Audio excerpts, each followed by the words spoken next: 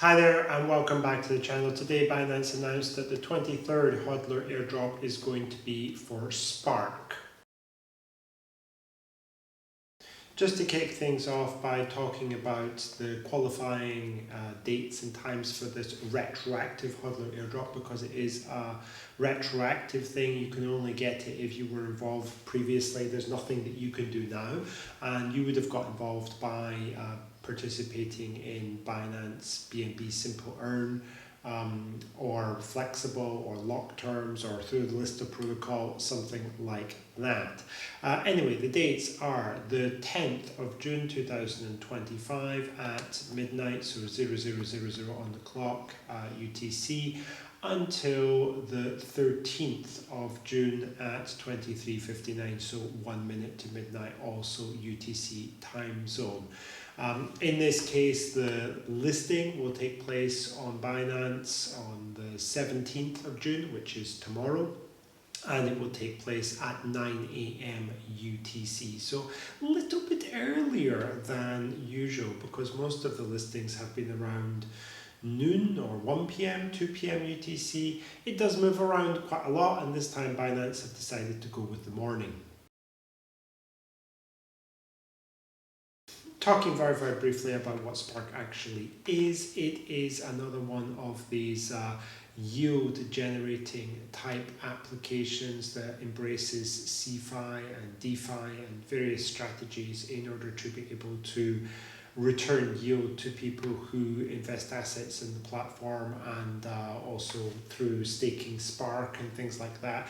I looked at it and it says we can give you 4-point-something% on stable coins. To be honest, that's nothing really special. I mean, you can get that much or more with something like Morpho, and it's not a remarkably high yield for stable coins. And if you put your stable coins in somewhere like Nexo, which is still going, you can easily get 10 to 14% depending on your tier. So yeah, I mean, there are a lot of people who are going to be interested in anything to do with yield, because it's been a long time since 2022 and there haven't been any failures recently.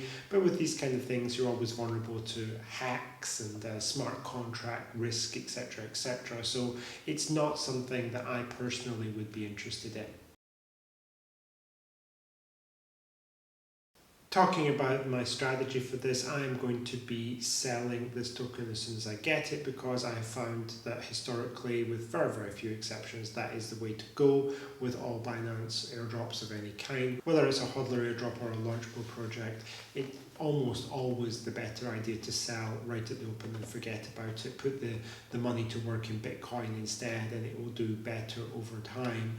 Of course, you do you. This is not financial advice. You can make your own decisions about whether to buy, sell or hold, but that's simply what I am doing. Talking about price information, I haven't been able to find anything on this. It's not listed anywhere. There's no active pre-market that I can find, like on Whales Pro, or sometimes like KuCoin or MEXC or something like that have a pre-market before Binance, but it doesn't seem to be this case this time, and therefore there's no pricing information. We're totally in the dark about A, how many tokens we'll receive, and B, what the price of the tokens are. So there's no way to calculate the value of the airdrop. One thing which is interesting in the last week, basically, is that there have been 4 HODLer airdrops in that period. We had one on Thursday last week, one on Friday last week, we had Monday, that's today, we had one already.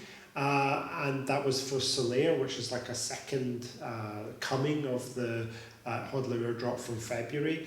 It was low value, but we still got it. And now we've got this Spark thing, which is scheduled for tomorrow. So it seems to be coming thick and fast. However, the valuation hasn't really been there. Most of these have been very low value in terms of the amount that we can actually realize from selling them into stables or something.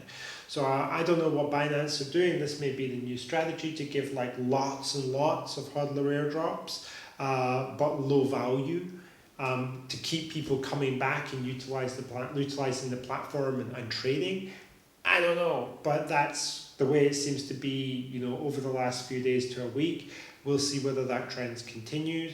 It's only the 16th of June now, and already there have been 4 airdrops So that's quite a lot. I mean, if the pace continues and we get like 7 or 8 for June, that would be the busiest month ever in terms of the number of airdrops, although of course not for the value. Alright, well I hope people found the information in this video helpful, and I will see you soon in the next one.